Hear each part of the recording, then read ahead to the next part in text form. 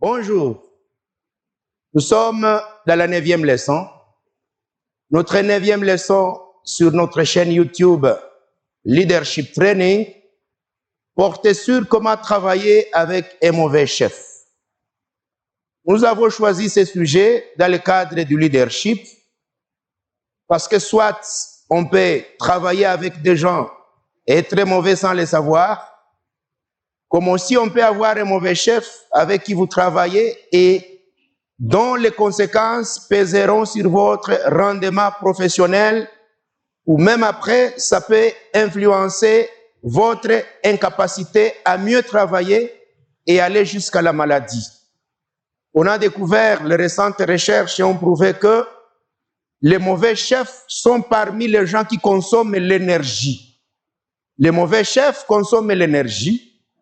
Et quand ils vous consomment l'énergie, ils finissent par vous éliminer professionnellement, physiquement et même psychologiquement. Bien que les chefs soient peu, parce qu'ils représentent au moins 30%, un mauvais chef peut conduire même à la mort. Suicide, maladie causée par le stress. Le mauvais chef peut être un incompétent, quelqu'un mauvais de caractère, un agressif, un chef ingrat pour qui tu rends des services, mais il est là pour te gronder tous les jours. Un mauvais chef peut être celui-là qui est là pour voir tes failles, mais il ne verra jamais tes bienfaits. Un mauvais chef peut être celui qui est prêt à vous sanctionner négativement, mais quand vous avez fait des prouesses, vous avez réalisé des prouesses, il ne vous fera jamais de récompense. Le mauvais chef peut être celui qui va commencer à entrer même dans votre vie privée. Malgré que vous travaillez, que vous faites du bon boulot, il est là tout simplement pour entrer dans votre vie privée pour vous nuire. Le mauvais chef est celui qui n'est pas à côté de ces gens lorsqu'ils sont en difficulté. Et le mauvais chef, c'est celui qui n'apprécie pas avec justice et équité le travail réalisé par ses agents.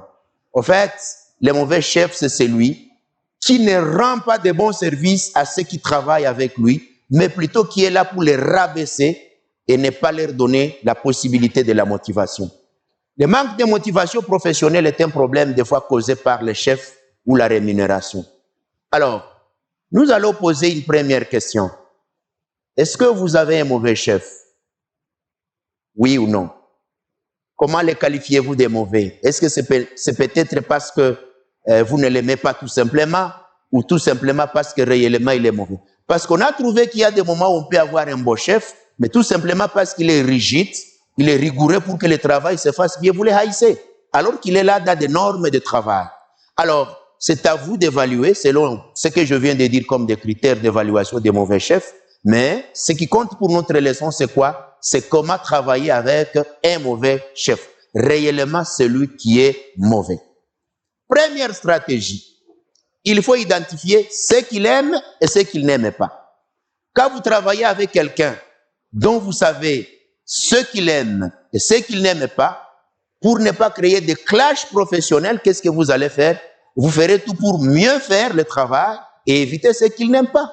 Ça, c'est la première chose. Deuxième chose, vous devez savoir communiquer avec lui. La bonne communication avec les chefs. Qu'est-ce que la bonne communication? La bonne communication veut dire que vous allez étudier comment parler avec lui. Première chose dans la communication, savoir quoi lui dire. Quand lui parler. Quand il est fâché, n'allez pas lui parler. Quand il est souriant, allez lui parler. Deuxième chose dans la communication, il faut se limiter sur les professionnels. Vous avez un mauvais chef. Chaque fois que vous parlez avec lui, parlez boulot, seulement. Ne lui amenez pas des histoires du quartier, de votre famille ou quoi que ce soit. Restez dans les professionnels. Dans la communication avec les chefs, évitez de faire des blagues avec lui. Dans la communication avec un mauvais chef, il faut éviter de les taquiner. Vous commencez à dire, oh, regarde ta tête. Non, non, non, non, non, vous allez créer des problèmes. Dans la communication avec les chefs, il faut s'excuser quand vous avez commis une erreur. Dans la communication avec les mauvais chefs, il faut savoir comment garder les secrets qu'il te donne. S'il t'a dit un secret, il a une confidence à ton égard, il ne faut pas aller propager ça dehors. Les jours qu'il sait qu'il s'est donné corps et âme pour te donner un secret, soit de la maison, de l'organisation, de l'entreprise, et que toi tu es allé raconter ça dehors, tu verras combien de fois il est plus mauvais. Il a besoin de savoir que tu es confidentiel. Communiquer avec un mauvais chef veut dire qu'il faut éviter d'être défensif. Défensif, c'est-à-dire comment? On a vu des agents, le chef il est mauvais, quand il vous appelle, il commence à vous parler, vous aussi vous tenez sur lui. Ça devient maintenant des entrechocs.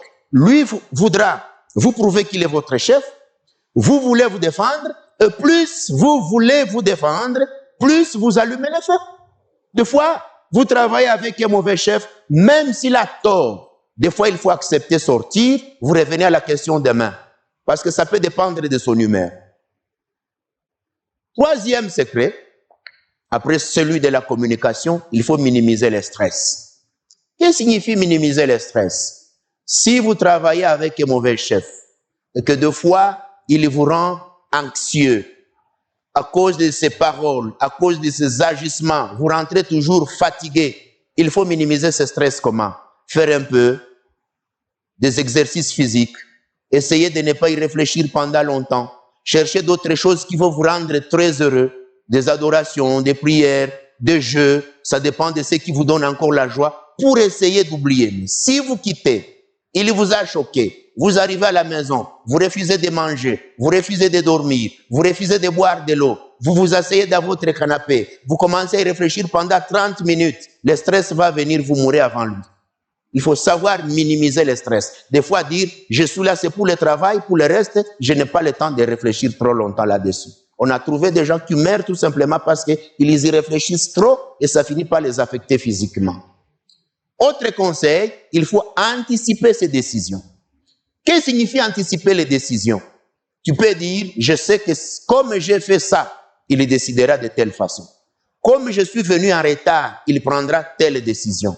Comme j'ai fait telle chose, il risquera de prendre telle décision.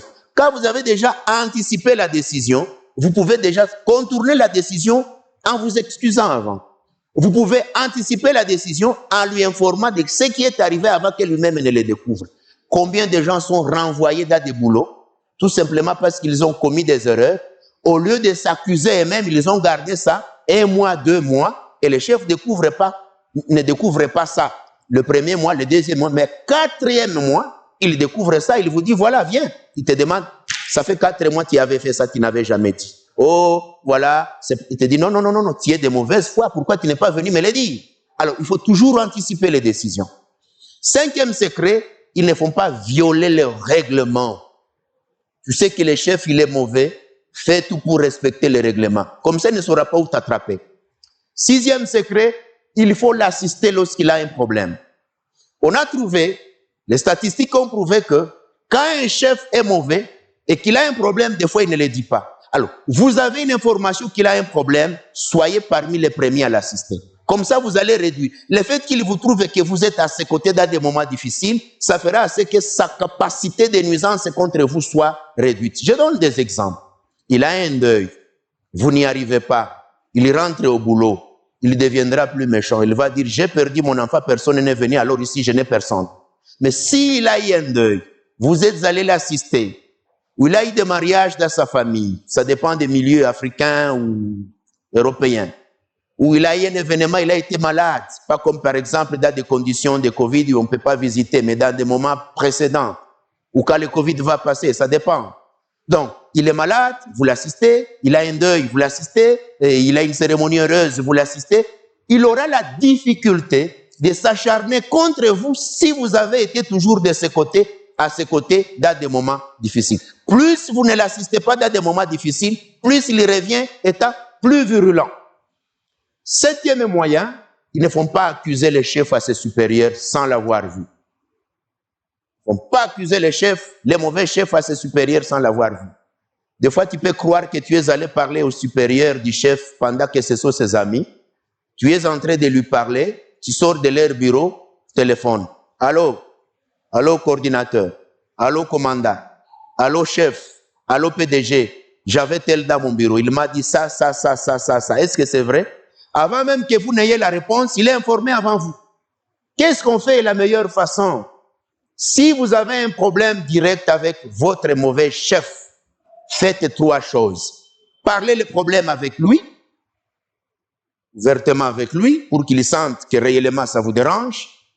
Si vous trouvez que vous ne pouvez pas trouver la solution, identifiez ses vrais amis à qui vous pouvez parler pour qu'ils lui parlent du problème, mais dans les bons, qui peuvent servir de médiation. Et si la démarche auprès de lui a échoué, alors là, vous pouvez faire maintenant les recours hiérarchiques, sachant au moins que j'ai fait tous mes moyens possibles pour le voir, ça n'a pas trouvé de solution. Imaginez-vous que les chefs vous disent, comment toi tu es allé parler au PDG alors que tu ne m'as pas dit? Donc tu voulais m'accuser pour que l'on prenne des sanctions contre moi. Alors comme tu l'as fait, c'est moi qui te sanctionnerai, je verrai si le PDG va te protéger. Tu trouves les problèmes. Il faut toujours avoir l'habitude de contacter la personne. La conciliation à l'amiable est très importante. Autre secret, il faut toujours éviter de l'humilier en public. Ça, c'est le secret. Il faut éviter de l'humilier en public. Il peut vous injurier dans la réunion. Il peut tonner sur vous dans la réunion. La meilleure façon, c'est laquelle? C'est de garder votre calme. Parce que il peut tonner sur vous en réunion, vous aussi vous tonnez sur lui, dans un contexte où il est plus fort que vous allez subir la conséquence. Il va dire, il a été impoli à mon égard dans la réunion, alors que c'est lui qui vous a provoqué. C'est lui qui détient de la loi, et dans la plupart des fois, dans certains milieux où vous n'avez pas où faire des recours, il va toujours vous écraser. La meilleure façon, c'est de dire, comme il m'injurie en public, je vais me calmer, après boulot, je vais le voir. Ou demain matin, je vais le voir. Vous entrez dans son bureau, vous lui dites, chef, je viens vous parler un peu. Hier, c'est vrai, vous avez tonné sur moi dans la réunion, je n'avais pas tort, voici les raisons. Je n'ai pas voulu réagir à votre menace, je n'ai pas voulu réagir à la façon dont vous étiez, parce que je croyais que peut-être vous avez d'autres soucis qui peut-être pourraient avoir conduit à ce que vous n'étiez pas confortable, mais la réalité c'est ça. Et vous dites, mais hier vraiment je n'étais pas content de ce qui s'est passé. Il vous accueillera que de dire, chef, je ne suis pas d'accord, vous commencez à tonner sur lui dans la réunion. 10e secret, il faut éviter de l'égaler ou de le concurrencer. Il y a des mauvais chefs qui n'aiment pas qu'on les concurrence. Il achète une voiture, tu achètes la voiture semblable. Il fait telle chose, toi aussi tu fais telle chose. Et il y aura toujours des gens autour qui vont dire, chef, telle personne veut te concurrencer. Qu'est-ce qu'on fait? Si c'est professionnel, fais ton boulot. Mais dans des choses de la vie privée, ne les concurrence pas. Ça, c'est la dernière des choses que les gens perdent, les secrets. Autre chose que j'aimerais aussi ajouter, c'est que s'il vous a délégué le pouvoir, vous avez eu le temps qu'il vous a envoyé telle part, il vous a dit, allez me représenter dans telle réunion, il vous a envoyé telle part pour travailler en son nom, revenez vite, donnez-lui le compte rendu, rédigez le rapport, expliquez-lui en lui faisant le feedback pour qu'il comprenne qu'en vous déléguant le pouvoir, vous êtes capable de faire la redevabilité. Sinon, s'il vous envoie telle part le lundi, le mardi, vous revenez, vous ne faites rien, le mercredi, le jeudi, 2 semaines après, il vous appelle dans votre bureau. Tel vient ici, ok, ça fait 4 jours, je t'ai envoyé en réunion, mais tu n'es jamais venu me dire qu'est-ce que vous avez discuté là. Oh chef, tu vois, je n'ai pas trouvé le temps, il ne te déléguera jamais. Soyez toujours redevable. 12e chose, il faut éviter de le vanter. Quand vous vantez les mauvais chefs, vous les rendez encore plus mauvais. Les mauvais chefs, on ne les vante pas. On ne vante pas les mauvais chefs. Les jours que tu les vantes, s'il y a des gens qui l'ont fait souffrir, ils te prendront pour méchant. Parce qu'ils vont dire, ah, tel est en train de le vanter parce que lui ne l'a jamais blessé. On ne les vante pas. Plus vous les vantez, vous les rendez plus orgueilleux. On ne vante pas les mauvais chefs. 13e chose, ils ne font pas aller accuser tes collègues pour les noyer auprès du mauvais chef. Il y a des gens, quand ils ont un mauvais chef, ils partent dans le bureau pour noyer leurs collègues. Chef, tu vois, tel, il est comme ça. Tel, il est comme ça. Tel, il a dit ça. Le lendemain, tes collègues seront frappés tout simplement parce que tu as fait le colportage. Tu es allé les noyer auprès du chef. Les jours suivants, ce sera toi qui seras noyé. La bonne façon, c'est de ne pas rapporter au chef tout ce qui s'est dit. S'il est mauvais, souvenez-vous qu'il y a des victimes. qui souffrent à cause de lui, il faut ne pas aller noyer vos collègues. Les fausses accusations ne sont pas bonnes au travail. Autre chose, ils ne font pas s'ingérer dans la vie privée du mauvais chef. La vie privée, c'est-à-dire comment? Si après le boulot, il part, il est ivrogne. Si après le boulot, il part dans la prostitution. Si après le boulot, il a une vie qui n'est pas digne, ils ne font pas aller chercher les informations au sujet de votre chef et les rapporter au boulot. C'est très dangereux. Ces gens à qui tu es en train de rapporter les informations sur la vie du chef seront les mêmes gens qui iront lui parler. Et le lendemain, quand il apprendra que ce que tu as su dans les quartiers au sujet de son épouse, au sujet de ses enfants, au sujet de là où il aime aller boire, au sujet de là où il aime aller se prostituer, il te prendra encore en aversion plus qu'il ne l'avait jamais fait. Donc, quand vous avez des informations sur la vie privée d'un mauvais chef, gardez ça pour vous. Ne le dites même pas au boulot. 13e chose, plutôt 15e chose, il faut détecter son humeur quand vous lui parlez.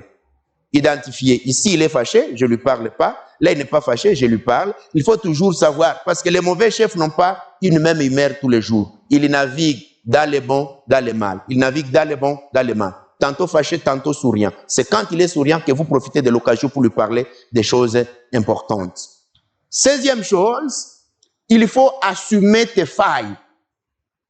Qu'est-ce que signifie assumer tes failles? Quand tu as mal fait, acceptez. Viens lui dire, chef, j'ai échoué, pardon.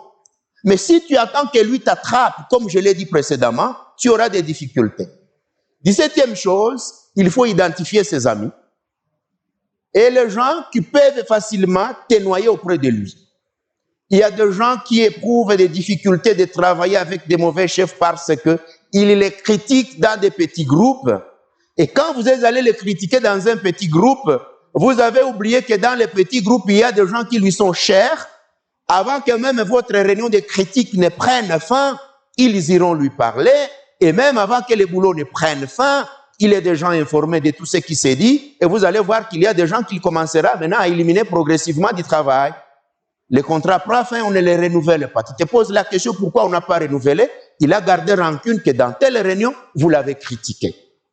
18e chose, il faut garder les archives. J'insiste fort.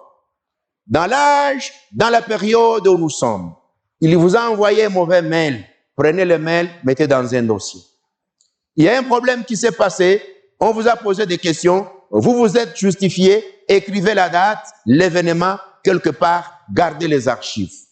Il y a une discussion qui s'est faite, on vous a interrogé, vous avez répondu par écrit, prenez les mails, classez-les quelque part. Parce que des fois, les mauvais chefs oublient même les décisions qu'il a prises, les mauvais chefs oublient même les réponses qu'on lui a données.